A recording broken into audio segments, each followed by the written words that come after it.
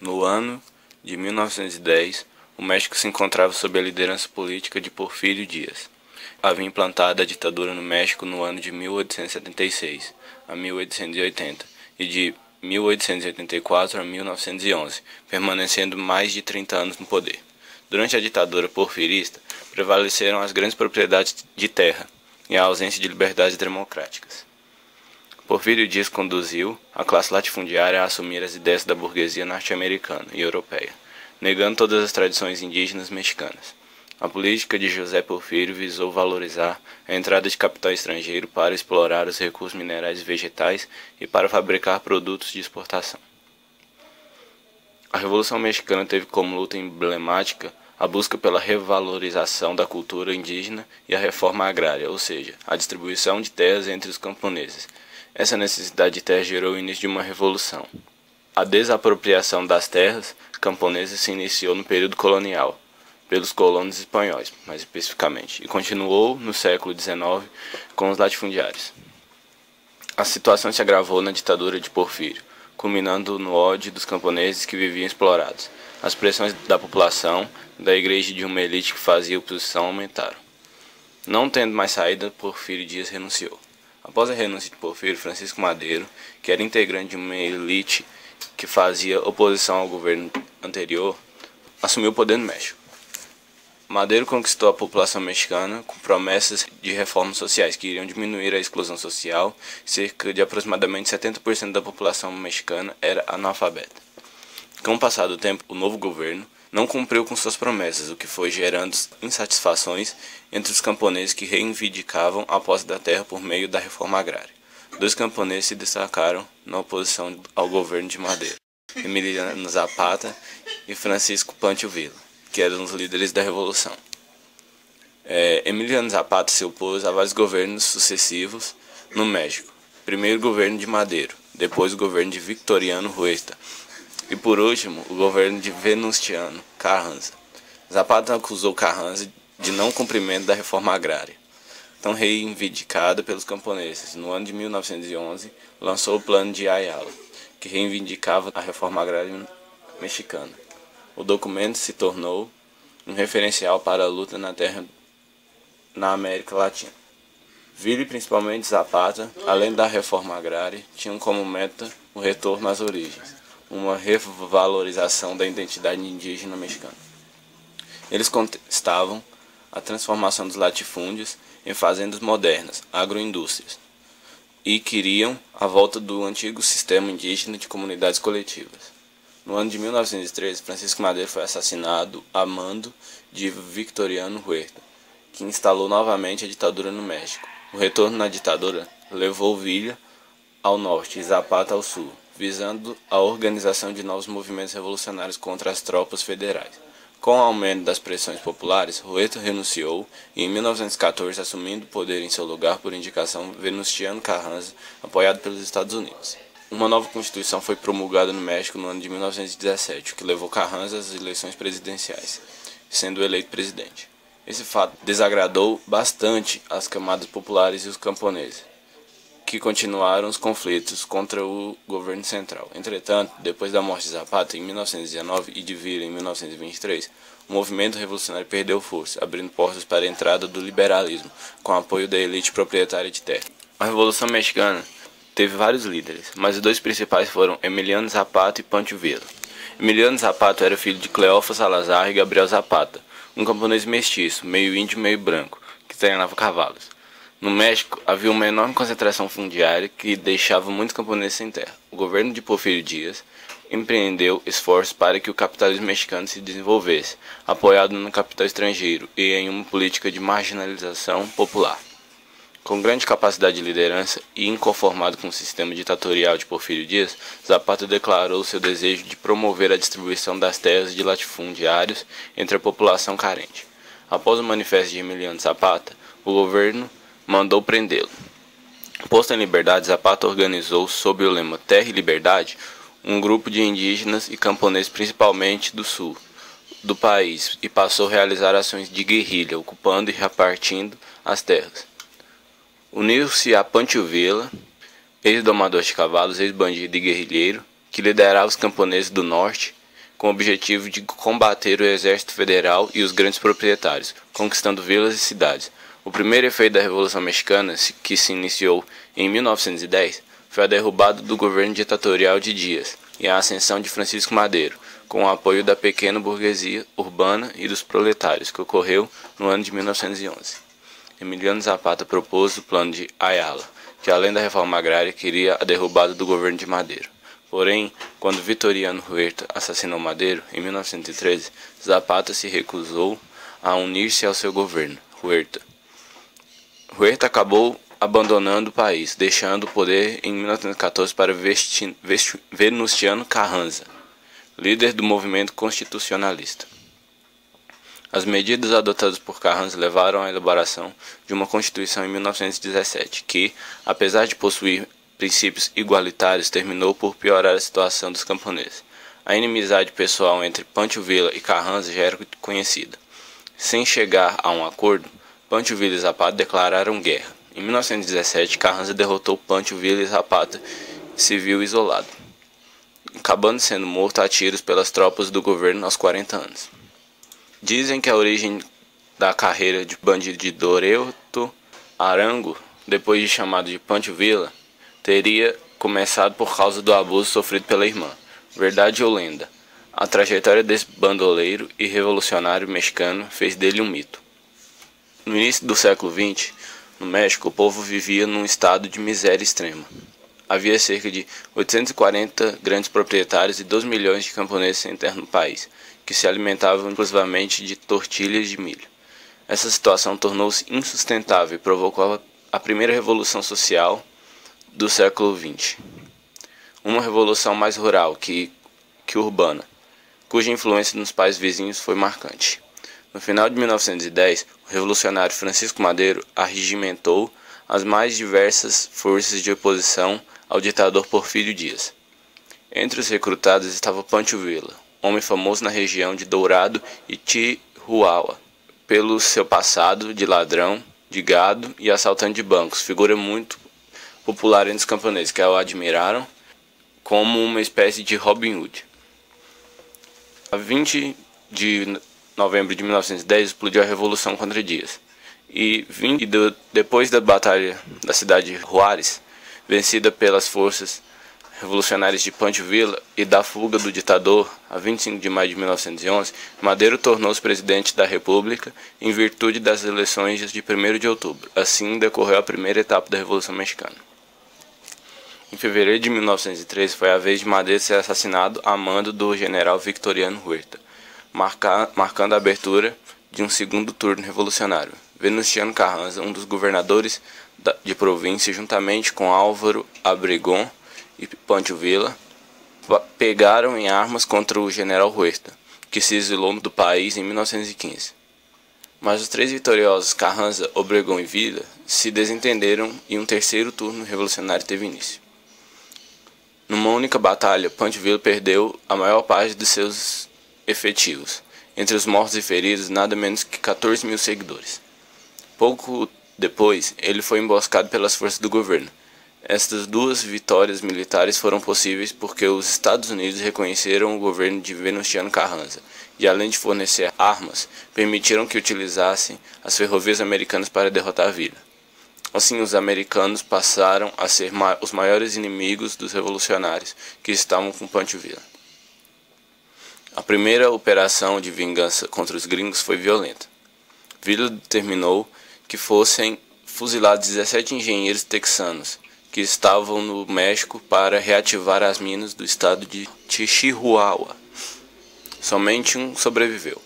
A opinião pública norte-americana ficou chocada, mas o presidente Woodrow Wilson negou-se a empreender um ato de represália. Em 9 de março de 1916, porém, Pancho Villa atacou com 500 homens a pequena cidade americana de Columbus, situada na fronteira com o México. Então, o presidente Wilson ordenou que o general John Pershing fizesse uma expedição militar para punir o aventureiro. Dessa forma, Villa tornou-se o primeiro inimigo dos Estados Unidos a ser caçado no exterior. O general Pershing levou atrás de Villa aviões, veículos de combate, 4.000 homens, penetrando quase 480 quilômetros no território mexicano. Mas Pancho Villa estava bem escondido nos altos da Sierra Madre, onde ninguém o encontrou. Por fim, com o desgaste que a presença das tropas americanas trazia para ambos os países e com a Guerra Europeia, iniciada em 1914, os americanos retiraram seus soldados, que já eram cerca de 10.000 do solo mexicano.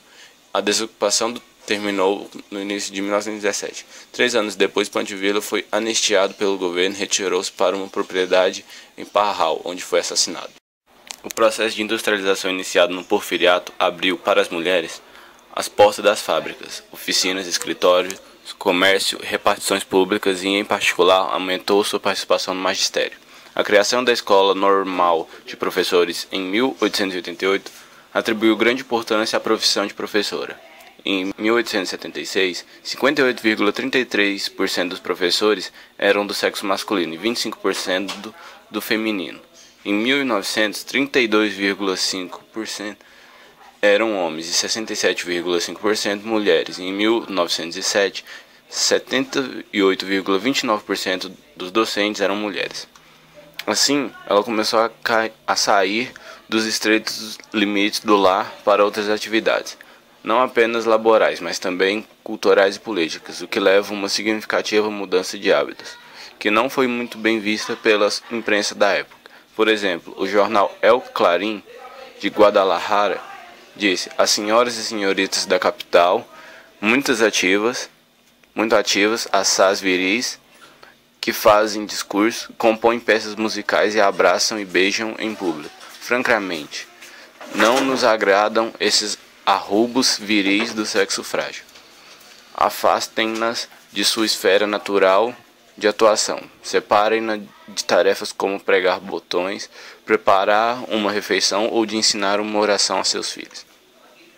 A influência dos movimentos feministas dos Estados Unidos se fez sentir. Iniciou-se a organização de grupo de mulheres que começaram a escrever em jornais e revistas femininas sobre a necessidade de lutar pela emancipação. Começaram a questionar a desigualdade intelectual entre os sexos, exigindo educação e conhecimento igualitários que lhe permitissem o engajamento no processo cultural e político. Desta forma, foram sugeridas mulheres intelectuais que aderiram à luta contra o regime e à revolução.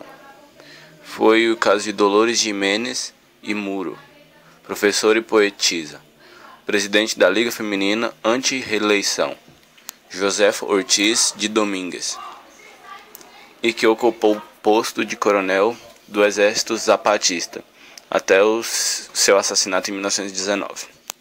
Essas mulheres foram perseguidas, presas, algumas fuziladas, mas seu trabalho foi mantido e chegaram a cumprir um papel destacado na elaboração da nova Constituição imposta pela Revolução. As mulheres dos soldados, mais conhecidas como Adelas, apareceram no início dos enfrentamentos armados. Elas são filhas, esposas e amantes dos soldados que lutaram na Revolução e muitas delas foram grandes combatentes, sendo muito bem retratadas nos quadros de Frida Kahlo. Tiveram também seu reconhecimento na música. A canção La Adelita, por exemplo, fala de uma mulher de grande beleza, companheira de um sargento, mas também dotada de muita coragem, motivo pelo qual é admirada por todos os homens. A grande maioria das mulheres camponesas engajava-se nos diferentes exércitos de acordo com seu lugar de origem, voluntariamente ou sob velho sistema de leva. Muitas vezes tiveram de suportar sequestros e estupros, abusos sexuais típicos das guerras. Elas continuavam nos acampamentos e tarefas de seus lares, buscavam alimentos, cozinhavam, cuidavam dos doentes e feridos, mas também lutavam, cuidavam de seus maridos, pais ou filhos, e quando esses caíam, elas continuavam a batalha. O testemunho a seguir é um exemplo bom disso. Um testemunho de uma das mulheres. Houve-se um toque de trombeta à distância pedindo senha. O eco difundiu o som do instrumento de guerra e o comandante do acampamento instruiu o corneteiro de ordens para responder. Uma vez confirmado que se tratava de forças inimigas, esperou-se sua chegada. Por outro lado, chegavam notícias de que o inimigo iria atacar em breve, e assim prepararam a defesa do acampamento.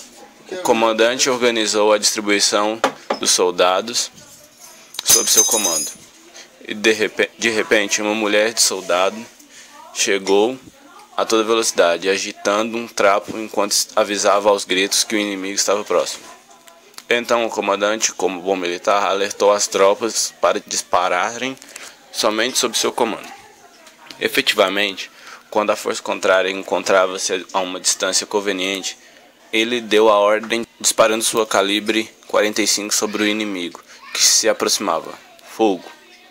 Uma saraivada pesada recebeu os atacantes, e embora estes fossem superiores em números, a tropa não se arredou e suportou o combate por 48 horas. Cada soldado que tombava era substituído por uma mulher de soldado, que mostrava coragem superior à dos homens.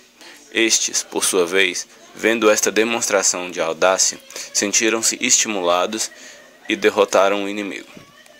Deve-se fazer justiça e esclarecer que meninos de idade entre 9 e 11 anos também participaram daquele combate, pegando em armas para defender a parte de que lhes cabia na luta. Foi dura a jornada. No acampamento afundados, na escuridão da noite, os peões descansavam. Só se ouviam os passos dos soldados que faziam a ronda e vigiavam o sono de seus companheiros, chefes, oficiais e tropa. Todos exaustos, não tinham comido e nem dormido durante 48 horas de duração da batalha. Ao redor do acampamento, muitos corpos encontravam-se espalhados e foram queimados em montes com gasolina. Só tiveram sepultura os 27 soldados que morreram em combate. O comando ordenou que a emissão de passes para que suas viúvas e filhos voltassem aos seus lugares de origem. A mulher mexicana sempre demonstrou coragem e destemor quando as circunstâncias exigiram. Muitas receberam postos militares durante a Revolução. Algumas se tornaram famosas como coronéis e outras como soldados rasos. A maioria como verdadeiras mulheres soldados. Algumas declarações de mulheres zapatistas descrevem como suas incorporações ao exército se deram. Fui embora porque queimaram e despovoaram Huitzilac em 1911. Durante a Revolução eclodiu em 1910, tinha terra. Neste ano, semeamos nosso grão de milho, mas tudo se perdeu. Trapos, e você entende, ficou tudo na casa, tudo. Entraram queimando, mas foi o governo, não os zapatistas. Quem entrou foi o governo. Os homens eram levados para bem longe, para a guerra, e nós para o acampamento, mas não deixavam uma ajuda caso algo acontecesse. Todas nós éramos adelitas, mas a adelita verdadeira era Ciudad Juárez. Ela dizia, vamos, entrem as que têm medo que fiquem para cozinhar feijão. Éramos muitas. Petra, Soleda, e quase todas nós estávamos preparadas para o combate. Algumas tarefas que realizavam as mulheres com vida eram corajosas e valorosas. Eram espiãs nos acampamentos federais, faziam-se passar por vendedoras. Tropas chamavam-as de Marias. E dessa forma elas entravam nas trincheiras, nos depósitos de armamentos, escutavam os movimentos e depois saíam, e informavam o general Vida. A grande participação das mulheres na Revolução possibilitou o atendimento de muitas das suas reivindicações, algumas das quais foram incorporadas à nova legislação. Por exemplo, a Lei do Divórcio com dissolução do vínculo editada em dezembro de 1914, a Lei do Casamento decretada por Emiliano Zapata em 1915, a Lei sobre as Relações Familiares editada pelo governo de Carranza em abril de 1917. As iniciativas apresentadas no Congresso Constituinte em 1916 relativos à imposição da pena de morte para o crime de estupro e à concessão do sufrágio feminino não foram aceitas. Ao negar o direito de voto das mulheres, o Congresso Constituinte mostrou um total desconhecimento de seu papel na luta armada revolucionária. Um discurso patriarcal se empenhava em mostrá-las reclusas no mundo doméstico, excluindo-as dos assuntos políticos. Em contrapartida, os direitos trabalhistas foram incorporados à nova legislação. O salário mínimo das mulheres foi fixado em paridade com o salário masculino, e a jornada de trabalho foi estabelecida em 8 horas diárias no máximo, e a licença maternidade foi garantida por lei. Nos 3 meses anteriores ao parto, as mulheres não desempenhariam trabalhos pesados, e no mês posterior elas desfrutariam de descanso, com salário integral e garantia de emprego. Durante o período de aleitamento materno, teriam 2 períodos extras de descanso, de meia hora cada um. Os trabalhos insalubres e perigosos também foram proibidos para as mulheres e jovens menores de 16 anos. Com o fim da Revolução Mexicana, surgiu um movimento chamado zapatismo. Mas o que é o movimento zapatista? O movimento zapatista é uma guerrilha que nasceu no estado de Chiapas, no sul do México. Seu nome é uma homenagem ao revolucionário Emiliano Zapata, que liderou uma luta pela reforma agrária no país no início do século XX. Os zapatistas ganharam fama internacional no 1º dia de janeiro de 1994, quando uma milícia com homens encapuzados, o Exército Zapatista de Libertação Nacional, ocupou as prefeituras de diversas cidades na região de Chiapas. Os zapatistas queriam chamar a atenção do mundo para 3 principais reivindicações do movimento: o fim da marginalização dos indígenas locais, descendentes dos maias, a extinção do NAFTA, o Tratado de Livre Comércio entre México, Estados Unidos e Canadá, visto por eles como exemplo de submissão ao poder americano, combater a corrupção na política local. Pela primeira vez na história, a luta armada não foi empregada para derrubar o sistema, mas para exigir a inclusão nele. Os zapatistas queriam a abertura do diálogo e o reconhecimento dos índios na discussão do sistema democrático, diz o cientista político Héctor Luiz Saint-Pierre, da Universidade Estadual Paulista Unesp. A ação durou pouco. Pressionados pelo exército mexicano, os zapatistas deixaram as cidades horas depois. Alguns guerrilheiros foram presos ou processados, mas ninguém morreu. A guerrilha nunca mais disparou uma bala, mas ela se manteve em evidência por usar muito bem a internet e a televisão para divulgar manifestos e cobrar o governo, afirma o historiador Guilherme Gitarre, de Figueiredo, da Universidade Estadual do Amazonas. Hoje, o movimento é uma importante força política no México. Seus representantes foram recebidos até pelo presidente do país. O principal líder é o encapuzado subcomandante Marcos. Os 3 pilares da guerrilha. O foco da resistência. A paupérrima região de Chiapas, no sul do México, incluiu a montanhosa região da Sierra Madre, coberta por densas florestas. Sua população, formada na maioria por indígenas descendentes dos maias, vive das plantações de café e dos seringais. É por lá que se concentra a maioria dos militantes do Exército Zapatista de Libertação Nacional. O líder, subcomandante Marcos. Ele é conhecido pelos comunicados ao povo mexicano, muitas vezes divulgados pela internet, misturando humor, poesia, contos folclóricos e críticas políticas. Mas por aparecer sempre com o rosto encoberto, ninguém sabe a identidade do principal porta-voz do Exército Zapatista de Libertação Nacional. Para libertar represálias, a organização fez de tudo para manter o segredo. O governo mexicano diz que ele é Rafael Sebastián Guillain Vicente, um professor universitário de classe média de 40 anos que teria se mudado para Chiapas em 1984 para trabalhar com camponeses pobres. O ídolo, Emiliano Zapata. Ele foi um defensor da reforma agrária radical, como já foi dito, o inspirador do movimento zapatista, apoiou com um grupo armado a revolução que derrubou o ditador Porfirio Díaz do governo do México em 1910. Como o novo presidente Francisco Madero jogou o exército do país contra sua guerrilha, Zapata rompeu com o novo dono do poder e começou uma reforma agrária por conta própria. Liderou uma campanha de guerrilhas contra grandes proprietários, ordenou execuções e distribuiu as terras das fazendas ocupadas. Foi assassinado em 1919 numa emboscada preparada por inimigos políticos.